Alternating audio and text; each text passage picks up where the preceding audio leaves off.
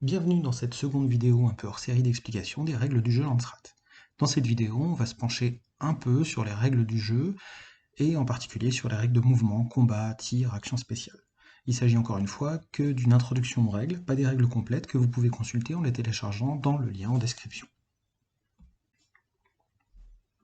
Dans Landsrat, le mouvement n'est pas une action très compliquée, c'est seulement assez différent des autres jeux. Ici, aucune mesure n'est nécessaire. Au cours d'un mouvement, la figurine se déplace en ligne droite sans limite de distance. Je répète, en ligne droite sans limite de distance. Par contre, il est absolument nécessaire d'aller en ligne droite, et seulement en ligne droite. Il n'est pas possible de contourner un obstacle ou une figurine, même une figurine amie. Pour faire le tour d'une figurine ou d'un obstacle, il faut plusieurs actions de mouvement.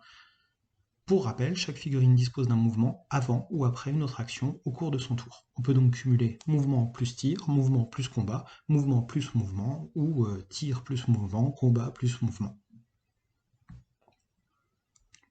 Le tir est lui aussi assez simple. La figurine attaquante déclare son action de tir, si elle dispose évidemment d'une arme de tir. On vérifie la portée, il n'y a pas de portée maximale, juste une portée efficace, courte, moyenne ou longue. Le tireur pioche autant de cartes de combat que sa caractéristique de maîtrise, plus un éventuel bonus de son arme, s'il y a lieu. Si la cible est à portée efficace, on applique le bonus de l'arme tel que décrit sur la carte de profil ou dans l'annexe des armes. Sinon, on applique le bonus et on pioche une carte de moins par tranche additionnelle de portée avec un minimum de une carte. Le joueur choisit dans la main une des cartes qu'il a piochées et annonce à son adversaire le chiffre indiqué en haut à droite de la carte.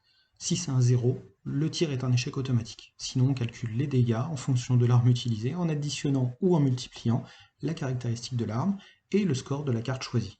Si la cible est à couvert, en fonction du couvert, elle va subir 1 ou 2 dégâts de moins.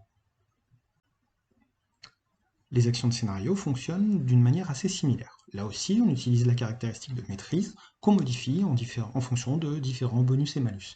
Si on choisit une carte avec un score supérieur ou égal à 1, l'action est réussie avec parfois des effets supplémentaires si on obtient une grosse réussite, 2 ou 3 par exemple. Le combat est relativement simple, si on suit bien les étapes une par une. Au départ, chaque joueur calcule le score de combat total de sa figurine. C'est le total de sa caractéristique, sur la carte de profil, et les bonus et malus de son arme. Ensuite, le joueur attaquant pioche autant de cartes que cette valeur, puis son adversaire fait de même dans le même tas de cartes combat. Chaque joueur choisit en secret une des cartes qu'il a en main et la pose face cachée sur la table.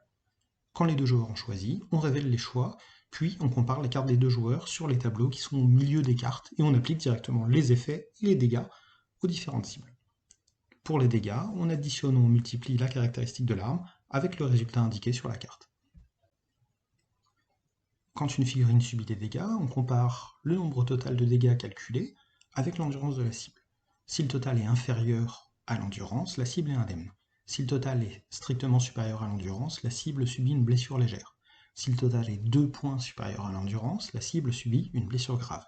Si le total est 4 points supérieur à l'endurance de la cible, la blessure est mortelle, la cible est retirée du jeu. Pour plus de détails sur la façon dont fonctionnent les différents états, il faut aller voir la vidéo précédente.